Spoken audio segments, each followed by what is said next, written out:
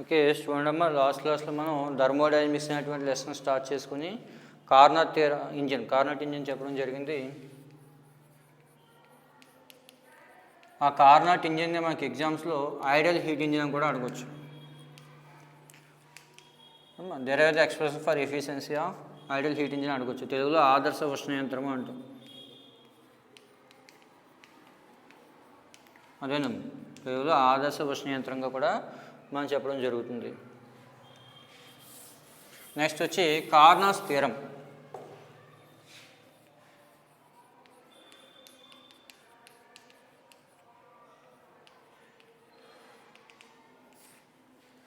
అంటే కార్నో సిద్ధాంతము.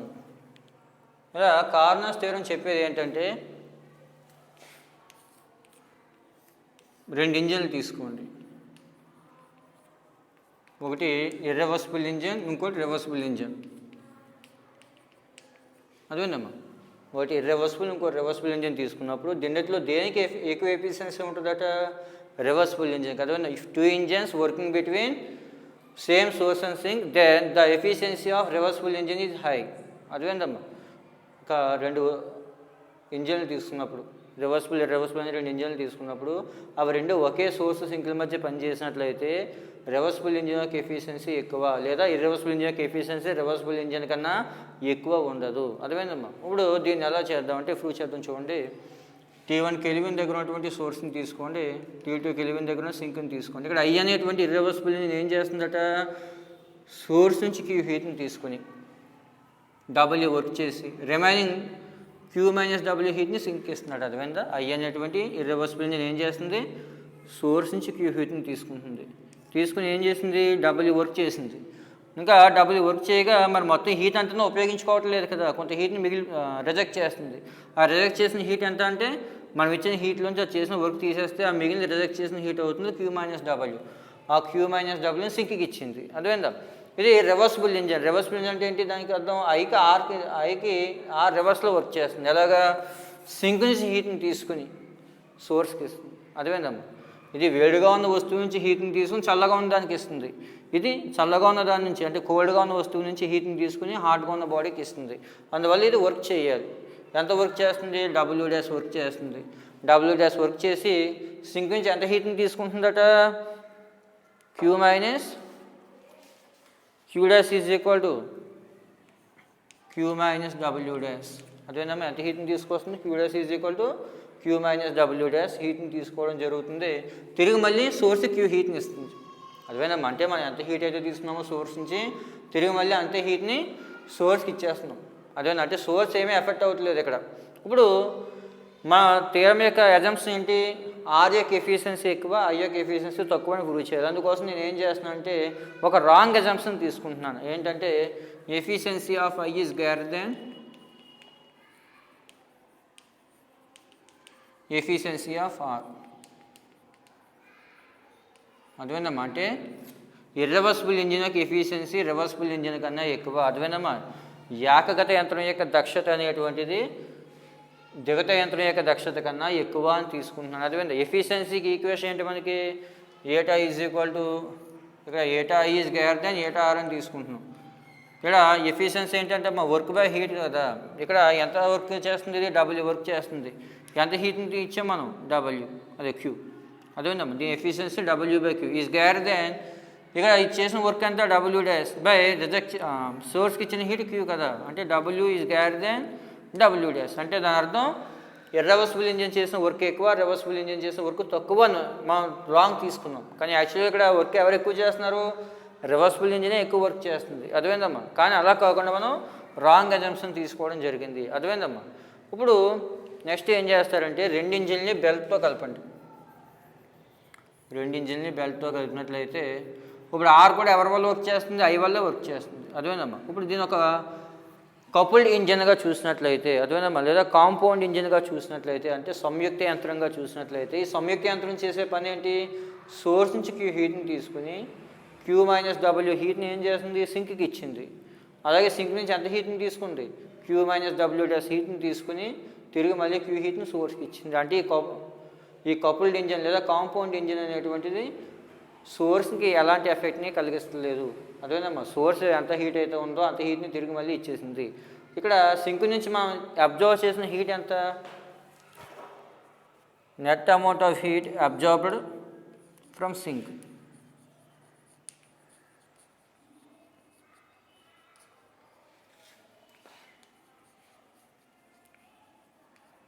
is equal to Q minus W dash minus Q minus W.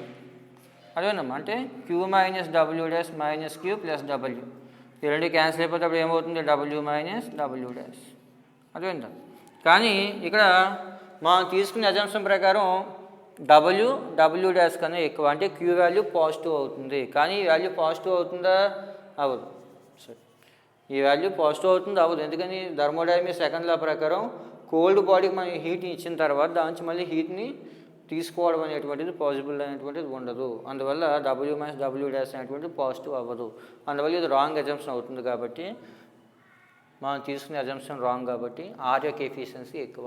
అదేందమ్మా, ఇక్కడ చూడండి, ఆర్ యొక్క ఎఫిషియన్సీ ఐ కన్నా ఎక్కువ ప్రూవ్ చేయడం కోసం నేను రాంగ్ అజంప్షన్ తీసుకుని ఐ ఎఫిషియన్సీ ఎక్కువ ఆర్ తక్కువ అనుకున్నాను. అదేందా, అందుకోసం ఏం చేస్తున్నాం? Efficiency of I greater than efficiency of ఆర్గా తీసుకోవడం జరుగుతుంది. ఆ తర్వాత W greater than W dash వచ్చింది. నెక్స్ట్ ఏమనుకుంటున్నాం? దీని ఒక కపుల్డ్ ఇంజిన్, అంటే రెండింటిని ఒక బెల్ట్తో కలిపినట్లయితే ఇప్పుడు ఈ కాంపౌండ్ ఇంజిన్ చేసే పని ఏంటి? సోర్స్ నుంచి హీట్ని తీసుకుని కొంత వర్క్ చేసి మిగిలిన హీట్ని సింక్ ఇచ్చింది. అలా మళ్ళీ సింక్ నుంచి హీట్ని తీసుకుని సోర్స్కి ఇస్తుంది. అంటే సోర్స్ అన్ఎఫెక్ట్ అనమాట.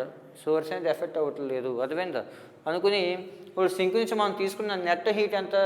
Q minus W dash నుంచి Q minus W తీసేసినట్లయితే అది net amount of heat absorb from the sink అవుతుంది. ఆ value W minus W dash వచ్చింది. మనం తీసుకున్న అజంప్షన్ ప్రకారం ఇది పాజిటివ్ రావాలి. కానీ ఈ వాల్యూ పాజిటివ్ వస్తుంది ఆ థర్మోడైనమిక్స్ సెకండ్ లా ప్రకారం రాదు. ఎందుకంటే కోల్డ్ బాడీ నుంచి మనం హీట్ని తీసుకున్నప్పుడు ఆ వాల్యూ Q minus W కన్నా ఎక్కువ అవ్వదు కదా. అందువల్ల అది పాజిటివ్ అనేటువంటి అవ్వదు. కాబట్టి మనం తీసుకునే అజంప్షన్ రాంగ్. కాబట్టి ఆర్ యొక్క ఎఫిషియన్సీ ఎక్కువ. ఇది థీరం యొక్క ఫస్ట్ పార్ట్. ఈ థీరంలో రెండు పార్ట్లు ఉన్నాయి. ఏంటంటే చూడండి, ఒకటి ఇర్రివర్సిబుల్, ఇంకోటి రివర్సిబుల్ అయినట్లయితే రివర్సిబుల్ ఇంజిన్ యొక్క ఎఫిషియన్సీ ఎక్కువ అంటున్నాం. మరి రెండు రివర్సిబుల్ ఇంజిన్లు అయితే అవి ఒకే సోర్స్ సింగిల్ మధ్య పనిచేసినట్లయితే అప్పుడు రెండు ఇంజిన్లకే ఎఫిషియన్సీ ఒకటే, సమానమే అని చెప్పడం జరిగింది. అర్థమైందమ్మా? ఇక్కడ కార్నాట్ రెండు స్టేట్మెంట్లు చెప్పాడు. ఏంటంటే మనం తీసుకున్న ఇంజిన్లో ఒకటి రివర్సిబుల్ ఒకటి ఇర్రివర్సిబుల్ అయినట్లయితే కనుక ఇర్రివర్సిబుల్ ఇంజిన్ యొక్క ఎఫిషియన్సీ రివర్సిబుల్ కన్నా ఎక్కువ ఉండదు అని చెప్పి ఒక స్టేట్మెంట్ చెప్పాడు. అలాగే మనకు ఇంకో డౌట్ రావచ్చు, మరి రెండో రివర్సిబుల్ ఇంజిన్లో అయితే అప్పుడు అవి రెండు ఒకే సోర్స్ సింక్ల మధ్య పనిచేస్తున్నట్లయితే రెండు ఇంజిన్ల యొక్క ఎఫిషియన్సీ సమానమే, ఏ ఇంజిన్ యొక్క ఎఫిషియన్సీ ఎక్కువ ఉండదు అని చెప్పి ఇంకొక పార్ట్గా మనం చెప్పడం జరుగుతుంది. ఇప్పుడు సెకండ్ పార్ట్ని ప్రూవ్ చేద్దాం. Carnot engine second part. ఇప్పుడు ఏబి అని రెండు రివర్సిబుల్ ఇంజిన్లు తీసుకున్నట్లయితే ఏ నుంచి బీకి రివర్స్ డైరెక్షన్లో వర్క్ జరుగుతున్నా లేదా బి నుంచి ఏకి రివర్స్ డైరెక్షన్లో వర్క్ జరుగుతున్నా ఏ కన్నా బి కానీ బి కన్నా ఏ కానీ ఎక్కువ ఎఫిషియన్సీని కలిగి ఉండవు. రెండు ఒకే ఎఫిషియన్సీతో పనిచేయడం జరుగుతుంది. ఏమా? ఓకే. తర్వాత వచ్చి సెకండ్ లా ఆఫ్ థర్మోడైనమిక్స్.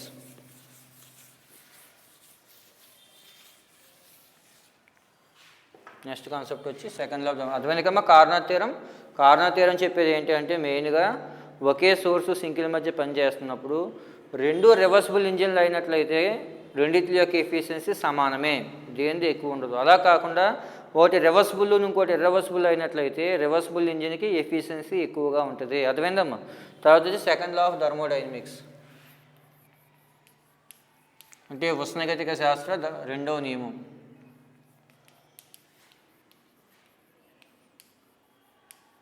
మళ్ళీ ఇందులో రెండు స్టేట్మెంట్లు ఉన్నాయి. క్లాస్ స్టేట్మెంట్ ఒకటి, క్లాపెరాన్ కెల్విన్ స్టేట్మెంట్ ఒకటి. సో చూద్దాం. ఓకే, చూడండి. సెకండ్ లా ఆఫ్ థర్మోడైనమిక్స్లో క్లాస్ స్టేట్మెంట్ ఒకటి అలాగే కెల్విన్ స్టేట్మెంట్ ఒకటి ఉంటాయి. అందులో కెల్విన్ స్టేట్మెంట్ చూద్దాం. ముందు కెల్విన్ స్టేట్మెంట్ ఏంటి?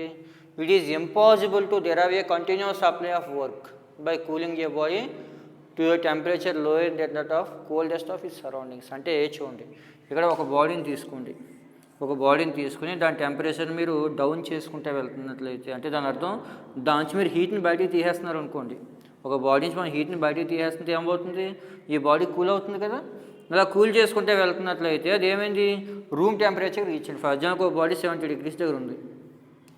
దాన్ని మీరు కూల్ చేసుకుంటే వెళ్ళారు 70 నుంచి 60కి, తర్వాత 60 నుంచి 50కి, 50 నుంచి 40కి, ఇలా డౌన్ చేసుకుంటే వెళ్తే రూమ్ టెంపరేచర్కి రీచ్ అయ్యింది. అంటే సరౌండింగ్స్ యొక్క టెంపరేచర్ రీచ్ అయ్యింది, 30 డిగ్రీస్కి రీచ్ అయ్యింది.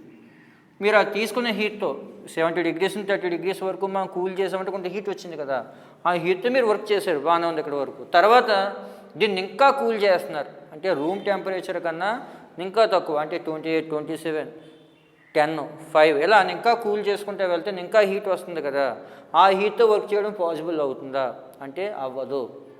రూమ్ టెంపరేచర్ వరకు ఒక బాడీని కూల్ చేయొచ్చు, కానీ అంతకన్నా బిలో టెంపరేచర్ కూల్ చేసి అక్కడ ఆ వచ్చిన హీట్తో మనం వర్క్ చేయడం కుదరదు. అర్థమైందమ్మా? అది చెప్పేది. It is impossible to derive a continuous supply of work. అర్థమైందమ్మా? మా హీట్ని తీసుకుని కంటిన్యూస్గా వర్క్ చేయడం అంటే కుదరదు. ఎప్పుడు body to a temperature lower than that of the coldest of ఈ సరౌండింగ్స్. అర్థమైందమ్మా? సరౌండింగ్స్ కన్నా అంటే మన చుట్టూ ఉన్న పరిసరాల కన్నా ఒక వస్తువుని బాగా చల్లార్చి ఆ వచ్చిన హీట్తో వర్క్ చేయడం కుదరదు. అర్థమైందమ్మా? అది. తర్వాత వచ్చి క్లాస్ స్టేట్మెంట్ చూద్దాం. ఓకే, చూడమ్మా. Next Clausius statement. ముందు కెల్విన్ స్టేట్మెంట్ చెప్పాం, అలాగే తర్వాత వచ్చి Clausius statement of second law of thermodynamics. ఏమంటున్నాడు? It is impossible for a self acting machine unaided by any external agency to convert heat from a cold body to hot body. అంటే ఇక్కడ చూడండి, మనం ఒక హాట్ బాడీని తీసుకోండి, ఇక్కడ hot బాడీని తీసుకుని పక్కనే కోల్డ్ బాడీ పెట్టినట్లయితే మీరు ఎలాంటి వర్క్ చేయాల్సిన పని లేదు. ఏమవుతుంది? ఆటోమేటిక్గా హాట్ బాడీ నుంచి కోల్డ్ బాడీకి హీట్ అనేది ఫ్లో అయిపోతుంది. ఫర్ ఎగ్జాంపుల్ వాటర్ ఉంది, ఇక్కడ హై దగ్గర నుంచి లోకి వాటర్ ఏమవుతుంది? ఆటోమేటిక్గా ఫ్లో అవుతుంది. అవునా? హైట్ నుంచి డెప్త్గా ఏమవుతుందమ్మా? వాటర్ ఆటోమేటిక్గా ఫ్లో అవుతుంది. ఇప్పుడు అలా కాకుండా రివర్స్లో తీసుకోండి, కోల్డ్ బాడీ నుంచి హాట్ బాడీకి మరి హీట్ దాంతో వెళ్ళిపోతుందా? లేదు. లోతు నుంచి హైట్కి, ఫర్ ఎగ్జాంపుల్ వెల్ బాగుంది, బావి నుంచి నీరు దాంతో పైకి వస్తుందా? రాదు. అడొక ఇంజిన్ ఉండాలి, ఆ ఇంజిన్తో మనం వర్క్ చేసి లేదా ఒక మోటార్ సహాయంతో వర్క్ చేసి ఆ వాటర్ని మనం పైకి ఎలా తీసుకొస్తున్నామో అలాగే కోల్డ్ బాడీ నుంచి హాట్ బాడీ కూడా ఒక ఎక్స్టర్నల్ సోర్స్ అనేది ఉండాలి. ఆ సోర్స్ లేకుండా దాంతో అదే కోల్డ్ బాడీ నుంచి హాట్ బాడీ హీట్ వెళ్ళదు అని చెప్తున్నాడు అనమాట. అర్థమైందా? It is impossible for a self acting machine unaided by any external agency. ఒక ఎక్స్టర్నల్ ఏజెన్సీ లేకుండా దాంతో అదే కోల్డ్ బాడీ నుంచి హాట్ బాడీ హీట్ని పంపించేటువంటి ఇంజిన్ అంటూ ఎగ్జిస్ట్ అవ్వదు. అదేవిధంగా హీట్ అనేది కోల్డ్ బాడీ నుంచి హాట్ బాడీకి ఫ్లో అవ్వదు. అదేవిధంగా హాట్ బాడీ నుంచి కోల్డ్ బాడీకి ఫ్లో అవుతుందని హీట్ డైరెక్షన్ చెప్పడానికి మనకి సెకండ్ లా ఆఫ్ థర్మోడైనమిక్స్ అనేటువంటిది ఉపయోగపడుతుంది. అదేవిధంగా మనం ఇచ్చిన హీట్ ఎలా ఉపయోగపడుతుందో చెప్పడం కోసం థర్మోడైనమిక్స్ ఫస్ట్లో ఉపయోగపడుతుంది. హీట్ ఎలా ఫ్లో అవుతుంది, హాట్ బాడీ నుంచి కోల్డ్ బాడీకా, కోల్డ్ బాడీ నుంచి హాట్ బాడీకా ఎలా ఫ్లో అవుతుందో దాని డైరెక్షన్ చెప్పడానికి సెకండ్ లా ఆఫ్ థర్మోడైనమిక్స్ అనేటువంటిది ఉపయోగపడుతుంది. తర్వాత Kelvin scale of temperature, thermodynamic or Kelvin scale of temperature. Next concept వచ్చి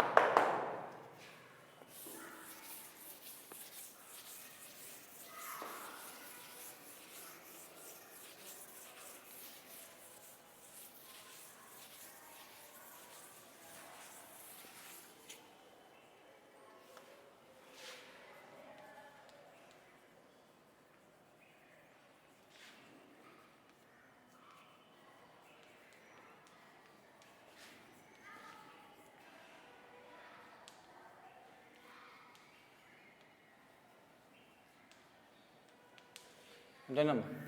ఉష్ణగతిక లేదా కెల్విన్ స్కేల్ యొక్క ఉష్ణోగ్రతమానం. ఏమో కెల్విన్ స్కేల్ ఆఫ్ టెంపరేచర్. ఉష్ణగతిక ఉష్ణోగ్రతమానం లేదా కెల్విన్ ఉష్ణోగ్రతమానంగా కూడా చెప్పవచ్చు తెలుగులో. Thermodynamic or Kelvin scale of temperature. ఇక్కడ కార్నాట్ ఇంజిన్ తీసుకున్నట్లయితే కార్నాట్ ఇంజిన్లో ఎఫిషియన్సీ అనేటువంటిది మెయిన్గా సోర్సు సింకిల్ యొక్క టెంపరేచర్ మీద మాత్రమే డిపెండ్ అవుతుంది తప్ప అక్కడ పనిచేసే వర్కింగ్ సబ్స్టెన్స్ మీద డిపెండ్ అవుతలేదు. కాబట్టి ఈ ఎఫిషియన్సీని ఫైండ్ అవుట్ చేయడానికి ఒక టెంపరేచర్ కొలవడానికి ఒక స్కేల్ అవసరం అని చెప్పి కెల్విన్ స్కేల్ని మనం ప్రొడ్యూస్ చేయడం జరిగింది. ఒకసారి చూద్దాం.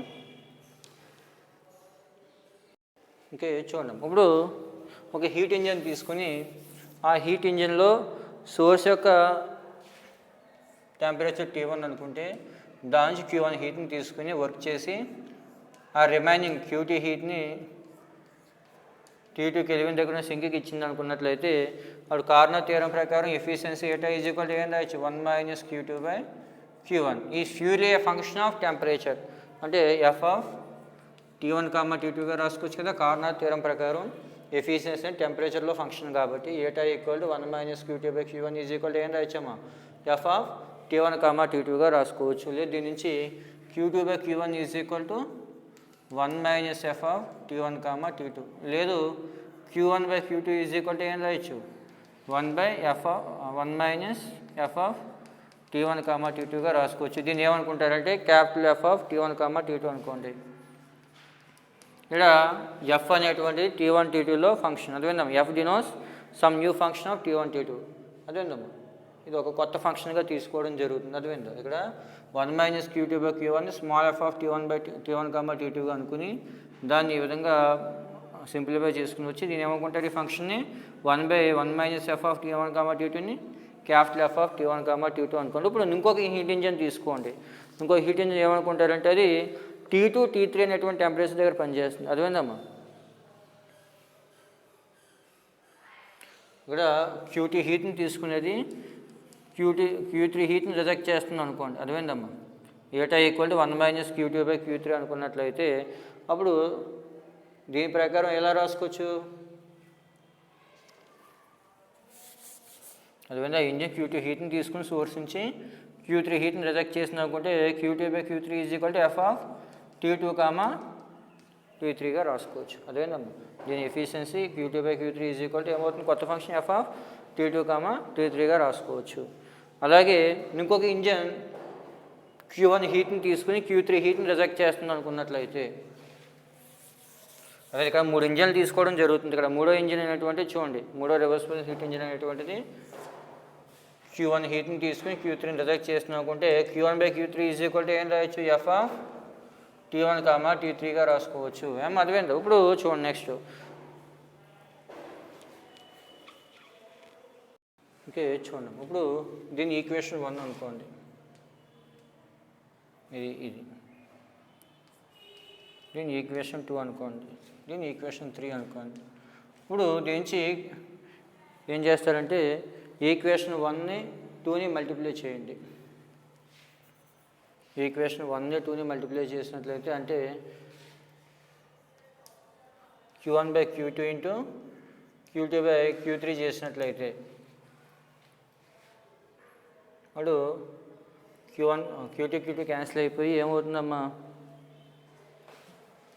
F of T1 comma T2 into F of T2 comma T3 ఈ విధంగా రావడం జరుగుతుంది. ఇంకా ఇప్పుడు చూడండి Q1 by Q3 is equal to ఏమవుతుంది F of T1 comma T2 into F of T2 comma T3. ఇక్కడ Q1 బై Q3 అంటే ఈక్వేషన్ 3 నుంచి ఏం రాయొచ్చు F of T1 comma T3 is equal to ఏమొస్తుంది F of T1 comma T2 into F of T2 comma T3. అర్థమవుతుందా ఇక్కడ చూడండి ఏటా అనేటువంటి ఫంక్షను సోర్స్ సింక్లో యొక్క టెంపరేచర్ మీద డిపెండ్ అవుతుందని దాన్ని F of T1 comma T2 అనుకోవడం జరిగింది. దాన్ని సింప్లిఫై చేసుకుని వచ్చి ఈ విధంగా రాసుకుంటారు. దీన్ని ఇంకొక function F of T1 comma T2 అనుకున్నాం. తర్వాత ఇంకొక హీట్ ఇంజిన్ Q2 హీట్ని తీసుకుని Q3 హీట్ని రిజెక్ట్ చేసింది అనుకుని ఆ ఫంక్షన్ ఈ విధంగా రాసాం. తర్వాత ఇంకొక హీట్ ఇంజిన్ ఇక్కడ 3 హీట్ ఇంజిన్లు తీసుకోవడం జరుగుతుంది. ఇది Q1 Q3 మధ్య పనిచేస్తుంది. ఇప్పుడు ఏం చేస్తాం మనం ఈక్వేషన్ 1ని 2ని మల్టిప్లై చేసాం.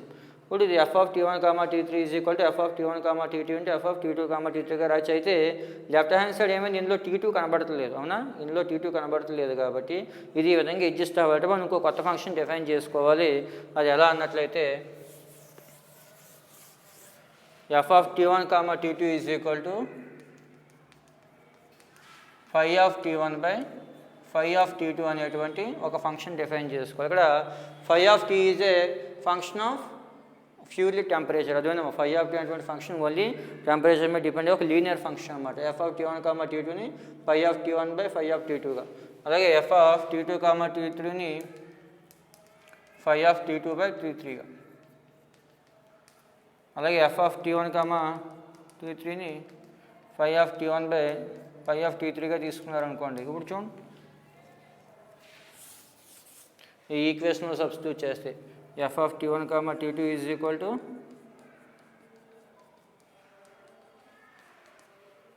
F of T1 comma T2 అంటే phi of T1 by phi of T2 into F of T2 comma T3 అంటే phi of T2 by phi of T3. ఈ రెండు క్యాన్సిల్ అయిపోతే ఏమవుతుందమ్మా phi of T1 by phi of T3 అంటే ఏమవుతుంది F of T1, T3. సరిపోయింది కదా ఈ ఫంక్షన్ ఏమా. అంటే ఇప్పుడు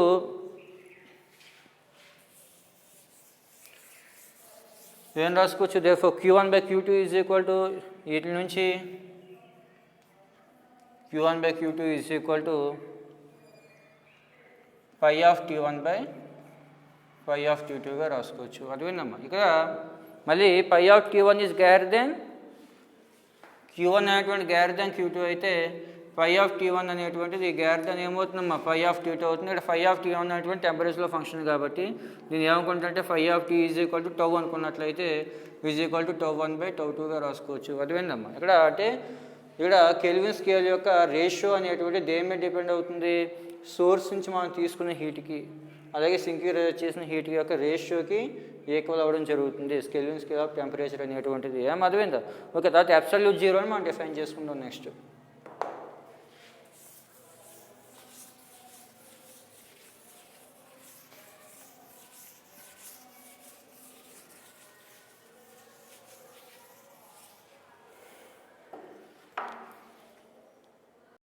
ఇక్కడ చూడమ్మా, అబ్సల్యూట్ జీరో అంటే పరమశూన్య ఉష్ణోగ్రత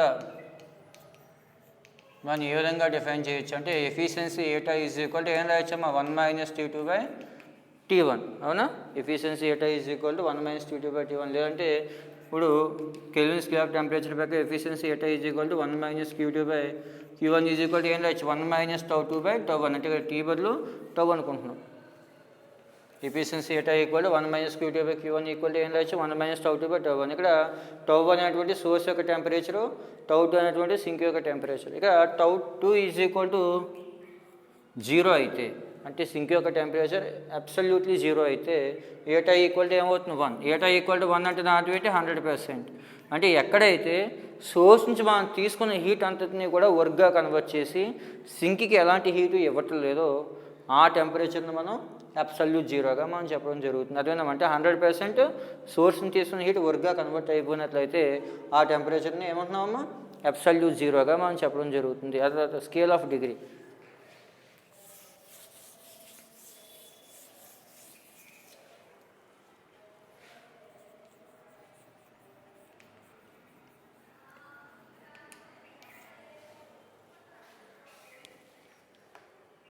ఇక్కడ చూడమ్మా, స్కేల్ ఆఫ్ డిగ్రీ ఫిక్స్ చేయడం కోసం ఐస్ పాయింట్ ఎక్కడ అడ్జస్ట్ అవుతుంది మనకి 0 degrees దగ్గర. అలాగే స్టీమ్ పాయింట్ ఎక్కడ వస్తుందమ్మా నీరు ఆవిరిగా మారింది 100 degrees దగ్గర. కాబట్టి ఇక్కడ ఐస్ పాయింట్ని ఏమనుకుంటారంటే టౌ0 అనుకోండి.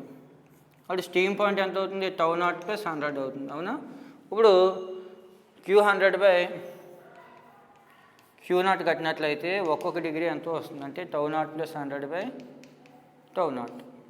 ఈ విధంగా మనం 1 డిగ్రీని ఫిక్స్ చేయొచ్చు అనమాట. అదేవిధంగా ఇక్కడ మనకి కెల్విన్ స్కేల్లో 0 ఐస్ పాయింట్కి స్టీమ్ పాయింట్కి మధ్య 100 డివిజన్స్ అనేటువంటి ఉండడం జరుగుతుంది. ఏమో ఓకే. తర్వాత possibility of negative temperature.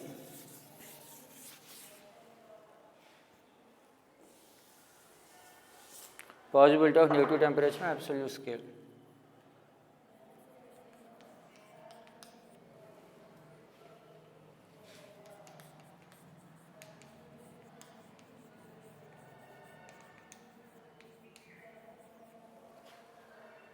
Negative temperature.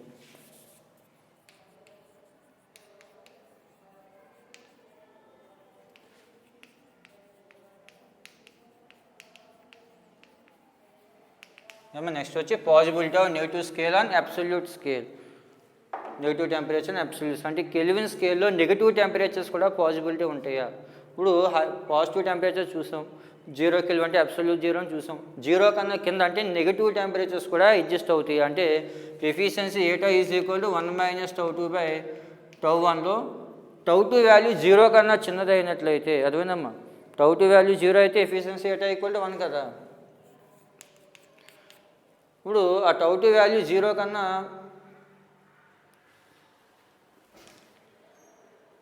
ఇంకా ఇక్కడ చూడండి నెగిటివ్ టెంపరేచర్. ఇక్కడ నెగిటివ్ టెంపరేచర్ కనుక పాసిబుల్ అయినట్లయితే ఫర్ ఎగ్జాంపుల్ టౌ2 వాల్యూ -1 అయింది అనుకోండి ఫర్ ఎగ్జాంపుల్కి.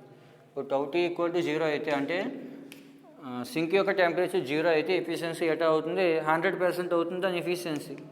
అర్థమైందా? ఇప్పుడు టౌ2 వాల్యూ -1 అయింది అనుకోండి ఫర్ ఎగ్జాంపుల్కి, ఇది పాజిటివ్ అవుతుంది, అంటే దాని అర్థం ఎఫిషియన్సీ 100% మించిపోతుంది. అవునా? ఇది థర్మోడైనమిక్స్ సెకండ్ లా ప్రకారం పాజిబుల్ అనేటువంటి ఉండదు కాబట్టి మనకి ఈ కెల్విన్ స్కేల్లో ఓన్లీ పాజిటివ్ వాల్యూస్ మాత్రమే ఉంటాయి, నెగిటివ్ వాల్యూస్ అనేటువంటివి ఎగ్జిస్ట్ అవ్వవు. అర్థమైందా? Negative temperature not possible and absolute scale. ఈ అబ్సల్యూట్ స్కేల్లో కెల్విన్ స్కేల్లో పాజిటివ్ టెంపరేచర్ తీసుకుంటే, నెగిటివ్ టెంపరేచర్ తీసుకున్నట్లయితే ఇక్కడ మైనస్ కాస్త ప్లస్ అయిపోతుంది.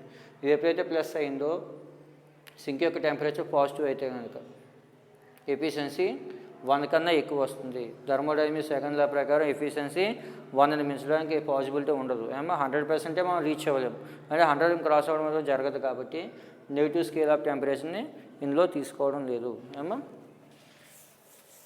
ఇది కెల్విన్ స్కేల్ గురించి. నెక్స్ట్ క్లాస్లో ఎంట్రోపీ గురించి డిస్కస్ చేద్దాం.